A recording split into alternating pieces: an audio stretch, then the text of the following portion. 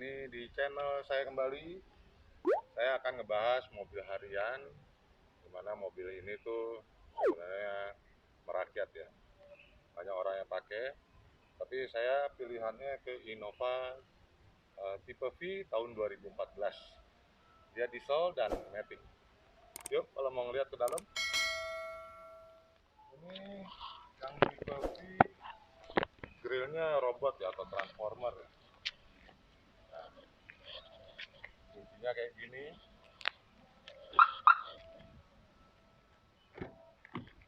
Dan dia tuh interiornya masih original. Interiornya masih original. Joknya bahan fabric. Bisa dilihat, joknya masih original. Iya. Untuk ekor belakang, dia bukan yang tipe captain seat ya. Jadi dia masih yang sejajar rata.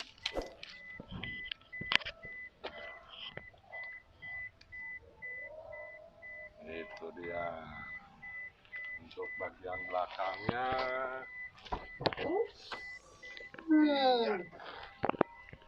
kita pindahin dulu barangnya ke depan. Nah, ini joknya. Ada turunin kayak gitu.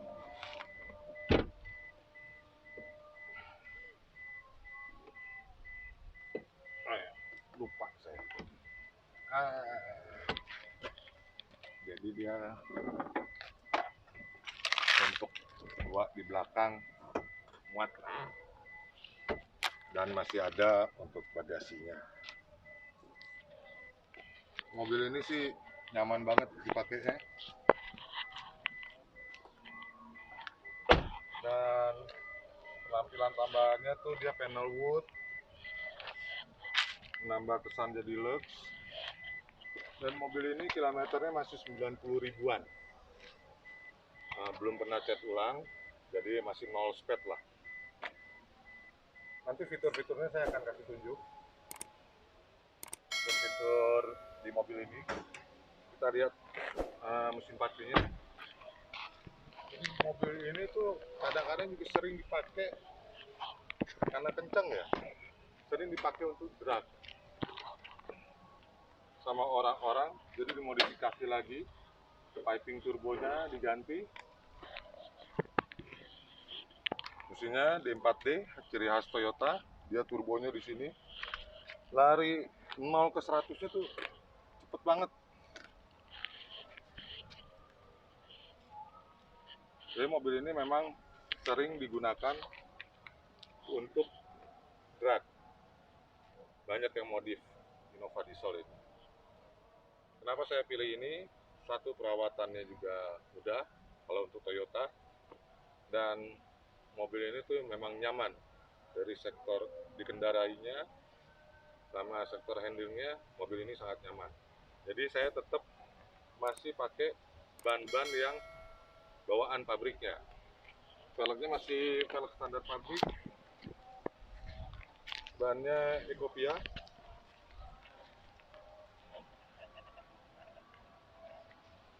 Dan tape-nya untuk yang tipe V, tape-nya itu seperti ini.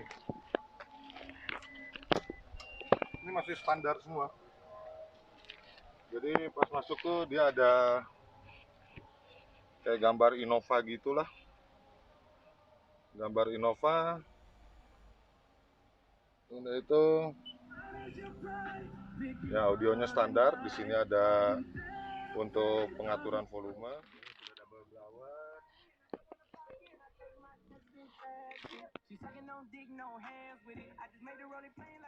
Tunjukin semua detail-detailnya. Bagaimana mobil Innova 2014 ini. Kenapa saya pilih Innova 2014 bukan yang Reebok? Satu, saya rasa kalau bagi saya ya, dalamnya itu lebih lega yang 2014 ketimbang yang Reebok.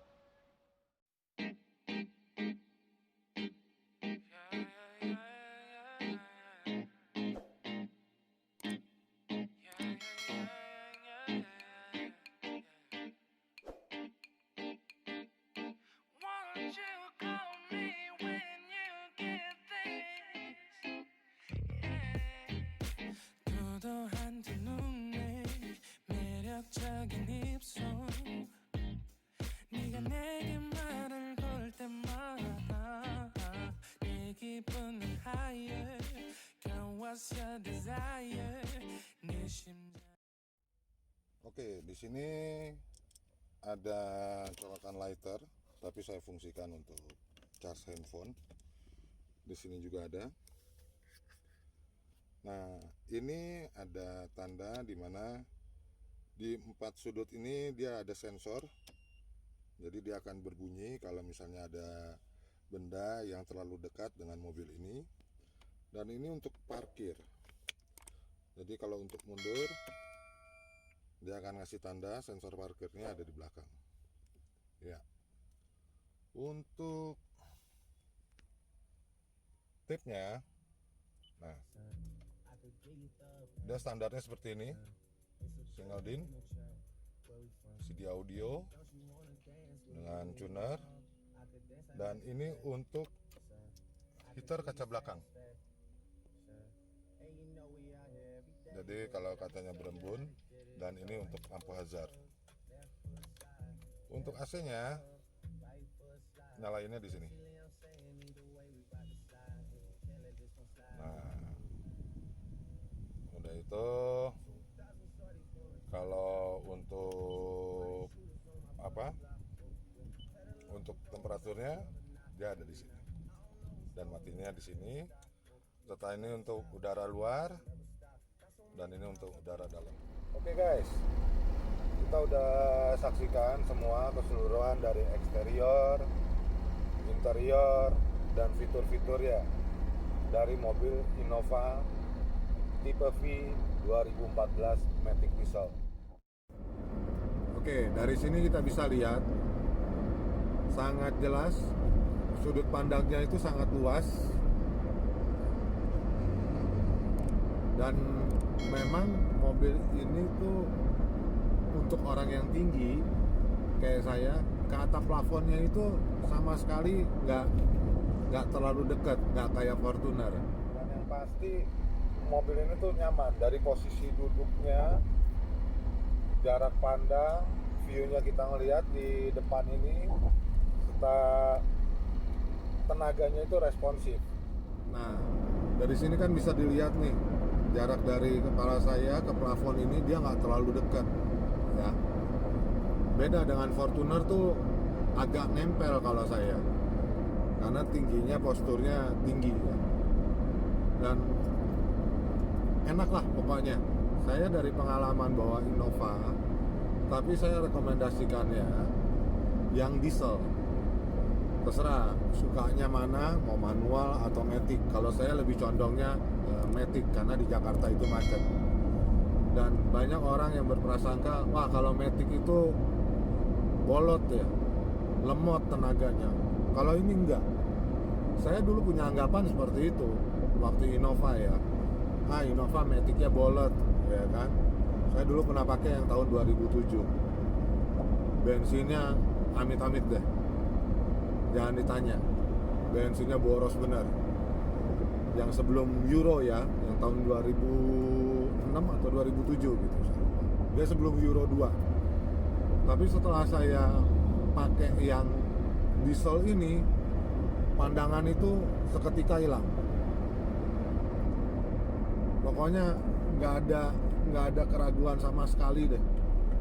Dari pas saya coba, dari start awalnya itu dia nggak berat, mesinnya juga nggak berisik. Ini saya sambil lagi jalan, untuk kategori diesel sih segini nggak berisik lah. Beda dengan diesel zaman dulu ya, karena diesel zaman sekarang ini hampir menyerupai bensin lah dia, baik dari tenaganya. Beda dengan teknologi yang zaman dulu ya dieselnya. Jadi kalau saran saya bagi yang mencari pilihan di angka-angka range 200 juta atau 175 juta atau 250 juta, boleh pilihannya ke Innova untuk mobil keluarga. Dan kebiasaan orang Indonesia tuh bro, pasti kalau mau beli barang itu mereka nanya, ini jualnya nanti secondnya jatuh gak harganya, padahal mobilnya belum dibeli, baru rencana, tapi udah nanya dulu harga jualnya jatuh, beli belum udah niat mau jual, ya kan? Tapi itulah Indonesia. Kalau ditanya masalah Innova harga jualnya, walaupun mobilnya merakyat banyak, nggak usah khawatir. Yang penting kondisinya bagaimana dulu. Kalau kondisinya original dan kilometernya rendah, boleh. Karena untuk bahan pemikiran, kalau ngambil mobil-mobil diesel yang tahunnya sudah di atas 5 tahun, hati-hati. Kalau mobilnya kilometernya udah berjalan banyak, siap-siap merogoh kantong yang dalam untuk overhaul mesin. Dan overhaul mesin diesel itu nggak murah, lebih murahan bensin. Jadi saran saya jangan tergiur harga murah, yang pasti ada rupa, ada harga. Kalau memang mobilnya masih original, mobilnya interiornya masih bawaan pabrik, catnya juga masih bawaan pabrik, ya kan, dan kilometernya rendah, maju aja bro. Yang penting ada track recordnya, ada service recordnya, dan kalau bagusnya kenal dengan pembelinya. Kalau nggak kenal juga nggak apa-apa sih. Kita bisa lihat kok dari kilometer yang dimundurin itu, kita bisa lihat kelihatan dari bodi yang memang capek atau enggak. Oke, segitu aja video dari saya. Terima kasih sudah menyaksikan video saya dari awal sampai akhir. Dan bagi yang belum subscribe, kiranya klik subscribe dan aktifkan loncengnya supaya bisa dapatkan update dari konten-konten saya tentang seputaran otomotif dan dunia home. Oke guys, tetap jaga kesehatan, jangan lupa dipakai maskernya kalau keluar, dan jangan lupa sanitizer. Kita tetap social distancing. Kita sukseskan pemerintah untuk menghentikan COVID-19 ini. Oke guys, see you next time dan salam Nusantara.